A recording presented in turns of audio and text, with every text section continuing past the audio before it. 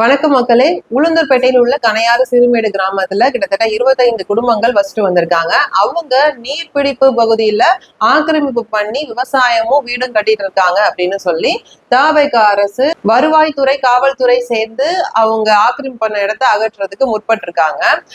அந்த விவசாய நிலத்துல விளைவித்த பயிரோட சேர்த்து ஜேசிபியை வச்சு ஃபுல்லா தரமட்டமாக்கியிருக்காங்க. அடுத்ததா அவங்க வீடு இடிக்கிறதுக்கு முயற்சி செய்யும் போது அந்த ஏழை மக்கள் கதறி அழுறாங்க. சிஎம் சார் எங்களை காப்பாத்துங்க, எங்க வீடு இடிக்க வராங்க, வீடு இடிக்க வேணாம்னு சொல்லுங்க அப்படின்னு சொல்லி கதறி அழுது அந்த அதிகாரிகளுடைய கால்ல எல்லாம் விழுந்து அழுறாங்கங்க. அந்த ஏழை மக்களுடைய கண்ணீர் அழுகை எல்லாம் யார் பார்த்தாலுமே மனசெல்லாம் உருகும், வலிக்குங்க. அந்த காட்சியை பார்க்கவே முடியல, அவ்வளோ மனசு வலிச்சுது.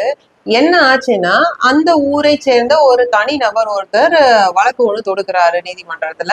அத என்ன சொல்லியிருக்காரு, இந்த மாதிரி நீர்பிடிப்பு பகுதியை ஆக்கிரமிப்பு பண்ணி இவங்க வாழ்ந்துட்டு இருக்காங்க அப்படின்னு சொல்லவே நீதிமன்றம் அரசுக்கு உத்தரவிடுது, உடனே அந்த ஆக்கிரமிப்பை அப்புறப்படுத்துங்கன்னு. அதனால தாவேகா அரசு நாங்க சட்டத்தின் பால் செயல்படுறோம்னு இப்படி ஒரு செயல்ல ஈடுபட்டிருக்காங்க. ஆனா பாதிக்கப்பட்ட அந்த மக்கள் என்ன சொல்றாங்கன்னா, இந்த தனிநபர் வழக்கு தொடுத்தாரு இல்லையா, அவரு உள்நோக்கத்தோட தான் செயல்பட்டு இருக்காரு.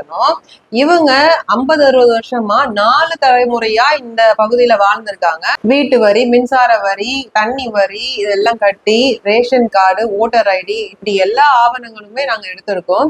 இந்த நிலத்துக்கான பட்டா வழங்கணும்னு சொல்லி பல முறை கலெக்டரை சந்திச்சு நாங்க மனு கொடுத்திருக்கோம்.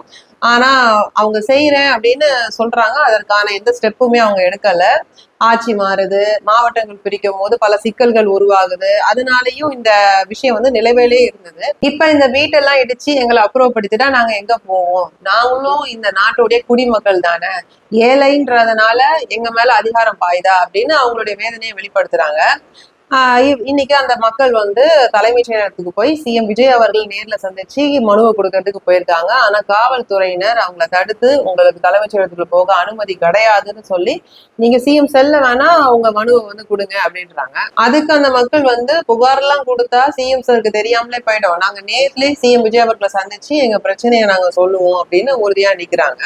அதே சமயத்துல சிஎம் விஜய் அவர்கள் தலைமைச் செயலகத்துல இன்னைக்கு போர்டு நிறுவனத்தோட பிசினஸ் சம்பந்தமா பேசிட்டு இருக்காரு. மறுபடியும் போர்டு நிறுவனத்தை தமிழ்நாட்டுக்கு கொண்டு வர்றது. இந்த ஏழை மக்களுடைய கதறல் அவருக்கு கேட்கலையா? கரூர்ல இப்ப சமீபத்துல சிஎம் விஜய் அவர்கள் பேசும்போது விவசாயத்தை நான் பாதுகாப்பேன், பணமா ஜனமா அப்படின்னு கேட்டா ஜனம்தான் முக்கியம் அப்படின்லாம் பேசினாரு. அப்படி ஜனம்தான் முக்கியம்னா நீங்க அந்த மக்கள் பக்கம் தானே நின்று இருக்கணும். தமிழ்நாட்டுல எத்தனை நீர்நிலைகளை ஆக்கிரமிப்பு பண்ணி தனியார் அப்பார்ட்மெண்ட் கட்டியிருக்காங்க, எத்தனை தனியார் கல்லூரிகள் இருக்கு, இவங்க மேலெல்லாம் இந்த சட்டம் பாயாதா? வெறும் ஏழைகள் மேல மட்டும்தான் சட்டம் சரியா பாயுமா? அப்ப இங்க ஏழைகளுக்கு ஒரு சட்டம், பணக்காரங்களுக்கு ஒரு சட்டமால இருக்கு. இதே போக்கதான் திமுக ஆட்சியும் செஞ்சுது. அதனால திமுக பின்னடைவை சந்திச்சது. தாவேகாவும் திமுக போல செயல்பட்டதுன்னா இது மிகப்பெரிய பின்னடைவா ஆயிடும். அதனால தாவேகா அரசு மக்கள் பக்கம் நின்று மக்களுடைய பிரச்சனைகளை அட்ரஸ் பண்ணி நீங்க மக்களுடைய கண்ணீரை துடைக்கணும். அதுதான் உங்களுடைய ஆட்சிக்கு நல்லது. அப்புறம் சிஎம் விஜய் அவர்கள் சொல்லிட்டாரு, என்னுடைய ஆட்சியில யாரும் லஞ்சம் வாங்க மாட்டாங்க, அப்படியே கேட்டாலும் என்னுடைய பேரை சொல்லுங்க, கொடுக்காதீங்க அப்படின்னு ஸ்ட்ராங்கா கரூர்ல பேசியிருந்தாரு. ஆனா வாங்குறாங்களே. இப்ப சமீபத்துல ஒரு பெண்மணி ஒரு வீடியோ அவங்க போட்டிருந்தாங்க.